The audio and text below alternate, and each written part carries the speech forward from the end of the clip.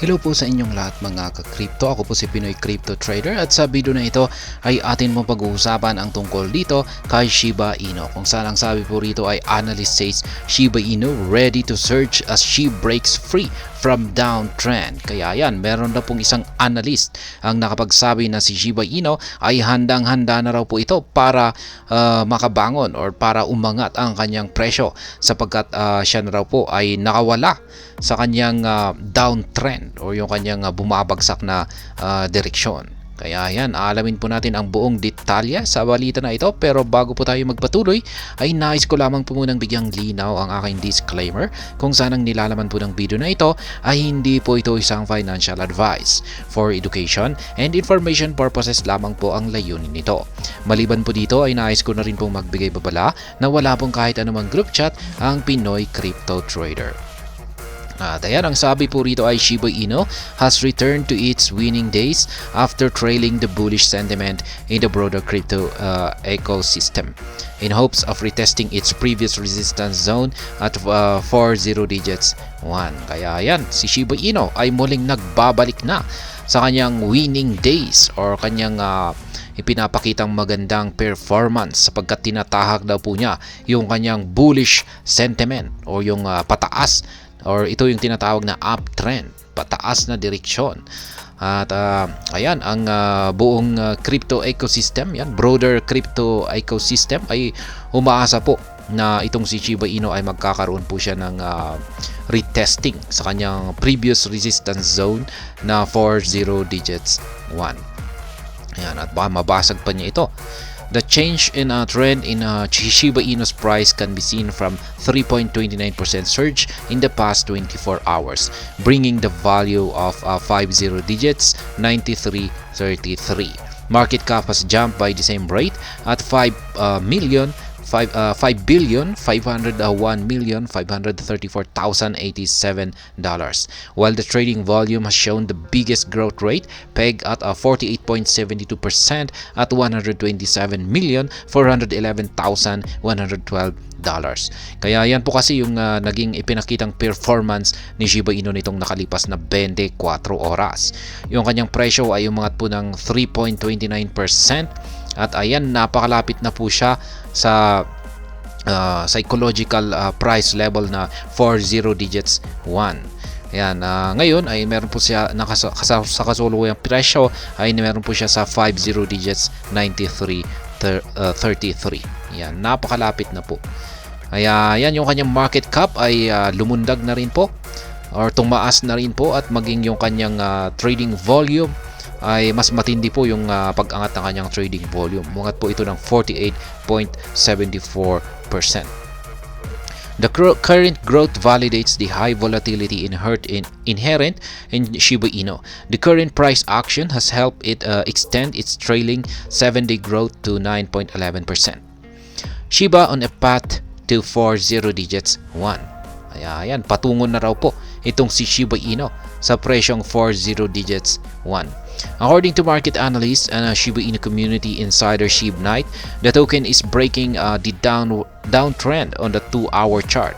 By sharing a simple Shib USDT chart, Shib Knight revealed the reversing trend in the token after a sustained drawdown period. Kaya ayan po, si Shib Knight po ang nagbahagi ng kanyang analysis dito kay Shiba Inu sa buong community ng Shib na base raw po sa kanyang 2-hour chart ay nakita na po niya na tapos na or nabasag na po or dito na nagtatapos yung downtrend na ipinapakita ni Shiba Inu. Kaya yan, meron po siyang ibinahagi dito na isang Shib USDT na chart at kanya pong ipapaliwanag dito kung ano yung dahilan kung bakit niya nasabing magkakaroon na ng reversal ang trend direction ni Shiba Inu. Kaya yan, narito po yung kanyang actual na post dito. Shib is breaking the downtrend at 2-hour chart. Ayan, nakikita po natin dito. Ayan, isa po palang trend resistance line. Nakikita po natin dito na may mga rejection po siya rito. Ayan, kaya nabuo po yung trend resistance line na ito. At ayan, sa kasalukuyan dito sa pinakadulo ay mapapansin po natin yung kanyang candlestick ay ayan na po, mukhang nagkakaroon na po siya ng breakout dito sa trend resistance line na ito. At kung isa po itong ayan, matagumpay na breakout ay yan, aakyat na po siya. Kasi ganyan po talaga ang yan, yung gamit ng mga trend resistance line dito. Kapag nabasag po ito at umangat yung presyo ng isang digital asset, at dito po sa halimbawa natin dito ay si Shiba Inu, ay magpapatuloy po ito sa kanyang pag-akyat. Pero pag galing naman po siya dito sa itaas tapos binasag niya ito papunta sa ilalim, ay syempre downward direction naman po yan. Kaya ngayon ay yung pinapakita po ni Shiba Inu ay breakout po siya. Yan, dito papunta sa ibabaw ng ating trend resistance line. Kaya ang outcome po nito ay isa po itong bullish signal na nagpapakita po na sa mga susunod na araw ay posibleng magpatuloy ito sa kanyang pag-akyat. Kaya yan po yung naging basihan ni SHIB Knight dito. Bakit niya nasabi na ayan, patapos na yung downtrend na nararanasan ni Shiba Inu. SHIB Knight is one of the key proponents of Shiba Inu, and while the breakout in Shiba Inu is a reflection of the broader market trend, the SHIB Army can ride this breakout to erase 1-0 in the price of the token. With sustained price growth, this feat is achievable as the month of January looks to wrap up. Kaya yan. Ayun po dito ay mukhang yung breakout na ito ay magdudulot po ito ng pagbabawas ng 1-0 sa presyo ni Shiba Inu. Prediction platforms have maintained a bullish outlook on Shiba Inu, and a positive January close is a validation that might also lead to a better than expected performance in February. According to another analysis by Knight, SHIB has the potential to experience sudden and significant price increases at any moment, commonly referred to as pumping. This indicates that investors who are interested in trading SHIB should keep a close eye on the market trends and be prepared to act quickly in response to any changes. Kaya yan, dagdag pa dito na sa analysis ni SHIB Knight ay ang si Shiba Inu ay meron daw po itong potensyal na makaranas ng isang matinding paglago sa kanyang presyo sa kahit anumang oras. Yan, parang ito ay posibleng bigla itong mag-pump or bigla itong sumabog. Ayan. Kaya sabi po niya na yung mga interesadong mga investors dito or nagtitrade dito kay Shiba Inu ay kailangan daw po natin na tutukan yung market trend nitong si Shiba Inu at para mapaghandaan yung posibleng mangyayari na ito. Yan, yung kaganapan na ito na bigla po siyang mag-pump. Mabilis po yan. Talaga mabilis na kung pag sinabi natin isang matinding pump or price surge ay mabilis po yan. Hindi po tayo makakapag-FOMO dyan.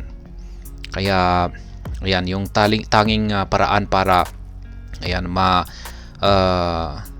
para tayo ay maka-profit sa pump na yan ay yung at least mapaghandaan natin ito. Kaya ayan po ulit yung post dito ni SHIB na SHIB can pump at any time. Yan, pwede daw po itong sumabog sa kahit anumang oras. Kaya ayan po, linagyan niya po ng dalawang, nakikita na po natin dito yung dalawang trend line. Yung ito resistance trend line po ito, at saka ito naman ay support trend line po yan. Pero kung pag i-extend po natin yan ay may mabubuo po tayong isang descending triangle pattern dito.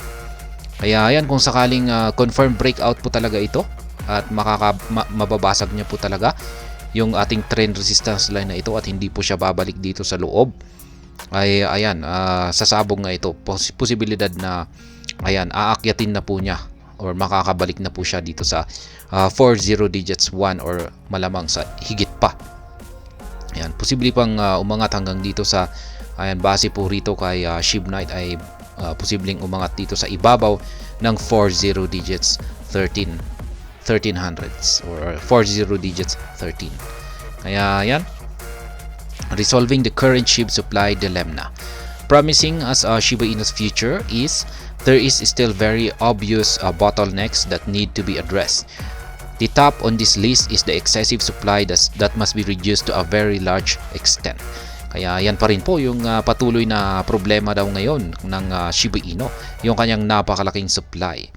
Kaya Ayan, while there has been a steady deflation in the supply through a burn campaign, the developers of Shibarium are rolling out a burn portal that will automate the process and expedite the rate of SHIB incineration. The ultimate goal here is to reduce supply and possibly boost the valuation of the tokens in the long term. Ayan, dahil po sa napakalinging supply ng Shiba Inu ay syempre gumagawa naman po ng paraan ang developers ng SHIB at yung paraan po rito na nakikita nila ay ayan na kanilang sinimuran ay ang Shibarium at malapit na po nilang ilabas yung kanilang automated burning mechanism ng Shibarium. Ayan, at yan po yung inaasahan nila na magdudulot ng malaking pagsusunog sa malaking supply ng SHIB. Kaya yan yung talagang pinakapakay po talaga rito ay yung bawasan yung napakalaging supply ng Shiba Inu. At dahil dyan ay posibleng ito raw ang siyang magdudulot para umangat ang value ng Shiba Inu sa long term. Shibarium is also calling on its core developers to double down on building decentralized applications or dApps that can drive usage and simultaneously the price of SHIB. Maging yung mga core developers ng Shibarium ay hinihikayat po nila or humihiling po sila ng panawagan na